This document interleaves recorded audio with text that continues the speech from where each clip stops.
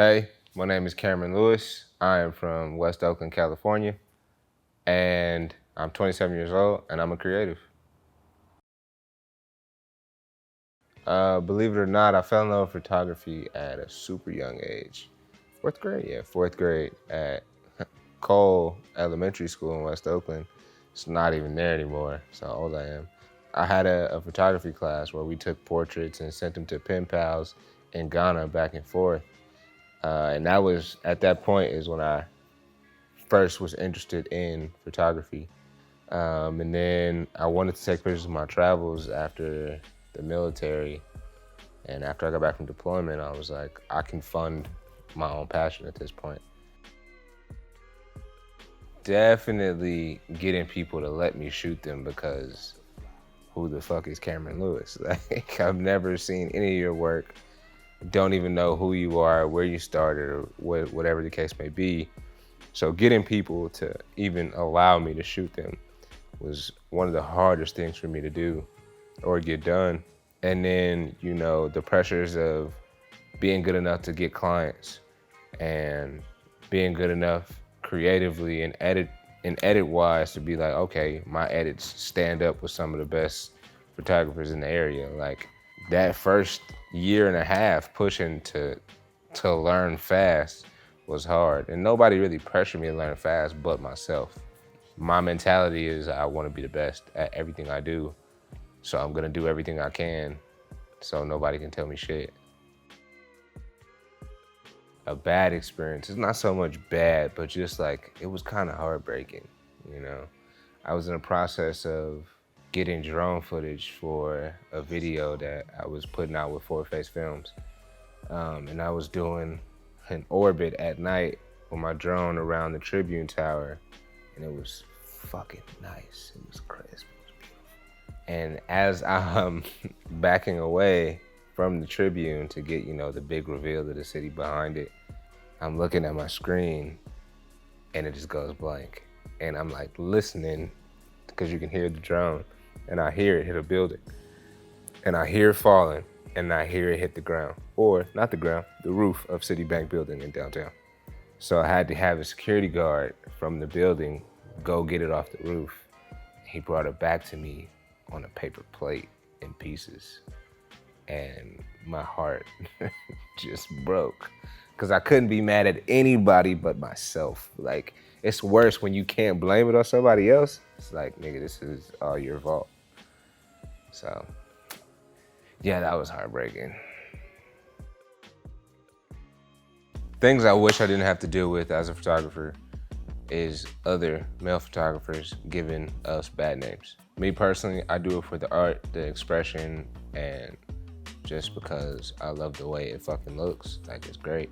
But there are other male photographers out there that are in it for sexual reasons. I'm not gonna sugarcoat it. It is what it is. So it makes a lot of models uncomfortable, and I hate having to deal with that. And because I definitely want them to feel like they're in a safe space, but them not knowing me and first time shooting and stuff like that, shit happens. People has thoughts in their head, and it is what it is. I also wish I didn't have to deal with cheap clients. I feel like a lot of photographers don't talk about it, or a lot of creatives in general don't talk about it. We know the value of our work, and we put that price out there. But a lot of people are like, oh, well, can I just give you this? Like, no. Like, you know what I'm capable of. I know what I'm capable of. If it was anybody else, if it was Gucci or Target or whatever, you're not gonna be like, hey, can I get a discount on this? Like, no, you gotta pay the price. It had to do with my mom. So it was kind of hard, because it made me kind of, I won't say look at her differently, but I definitely wavered in my faith a little bit. Like, it kind of hurt me, but I understood what she was saying. I was in the military and I was a medic. So once I got out, I went to Cal State East Bay for nursing. And they wanted me to start completely over for my nursing degree. And I wasn't doing that. I have 4 years in the military, training, certifications. I had deployment experience. I had clinic hours. Like, I wasn't gonna start over.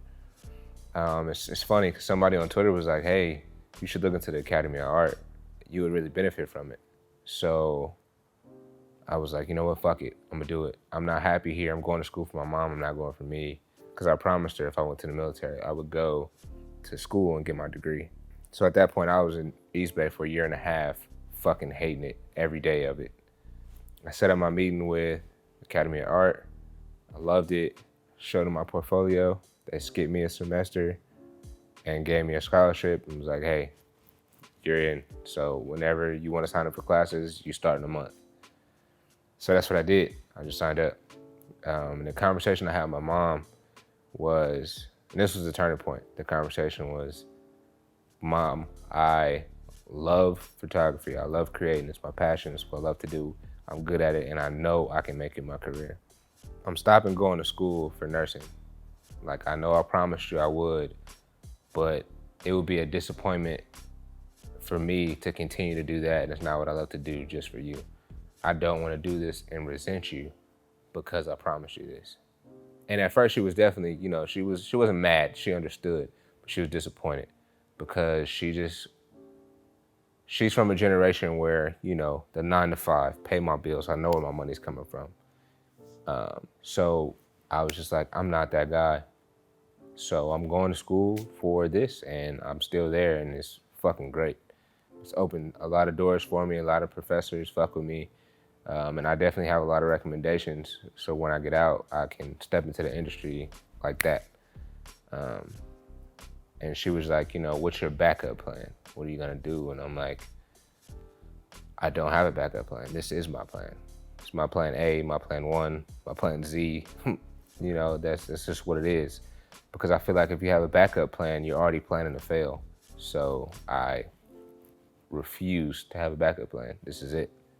And at that point, we kind of, butted heads about it. But now she never not supported me, but now she understands why I do it. And she sees what I've created and she's like, okay, I understand.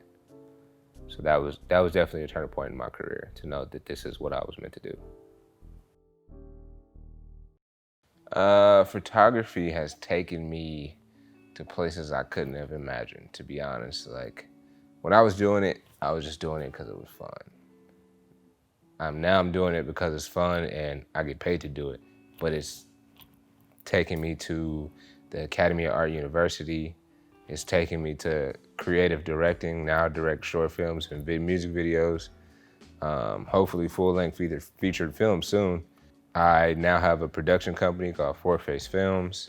I now have a Studio 15, which is branching off and getting a second studio soon. Photography has taken me in places I couldn't even imagine, but something that I'm like really grateful for is to even step into that because I am living my dream and doing my career.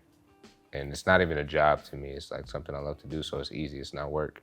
So I don't mind being here till midnight, and going home and coming back at 8 a.m. That's what I love to do. I wasn't really huge on networking and resourcing until this time. But, going to LA and working in LA and meeting random people, like, that's honestly the shit I live for, the randomness of it all. People not knowing what you do based off of how you look. A lot of people be like, oh, you're a photographer, that's crazy. And then you show them your work and like, oh my God, you're good. But definitely the people that I've met, from Nod, Darren, to Notes, just a bunch of creatives that help me keep going. It's easier to be in the realm of what you do when you're around people that are doing it and love it just as much as you. My goals for this career that I've created for myself has branched off in many different ways. I want to be a really great photographer, don't get me wrong, but that's not my number one. I want to create a brand with Studio 15 to where we have a bunch of studios in a bunch of places, especially for, youth to come and create with guidance, with zero judgment. I feel like growing up, I said that I wasn't creative whatsoever. Like, I've told my mom this forever. Like, I'm not creative. I can't draw, I can't sing, I can't do this, I can't do that. But I'm a full-time creative now. But if I had that guidance when I was younger, imagine where I'd be now. So I want to provide that with Studio 15 for everyone, not even just youth. If you want to start later like I did, or even later than me, you know, you have a space and opportunity to do it.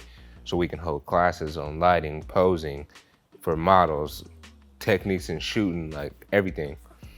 And then also I have another company, Four Face Films, where we are part production company, where we produce whatever project you have going. We have directors on hand if you want to do that. That's another passion of mine, is directing. I love just bringing someone's vision to life. Like, I can see it play out in my head, and I want it to play out in real life and give you that product. So I definitely want to see that happen, but I also want us to produce our own films, write our own stuff, and be a powerhouse in the Bay Area. Everybody goes to LA for work, for studios, for filming, for commercials. We can build that out here, and that's what I want to do. I want to spearhead that out here and build for all the creatives in this area not to have to leave, and we can bring art back to this area, because this place has so much culture, but that culture always leaves and then catches on somewhere else when it started here. Shit, even host podcasts. Like, I started a podcast because why the fuck not? And I got my brother and his friend into it, and then another friend of mine that's in Four Face, Roshad, my brother, and his friend Lo.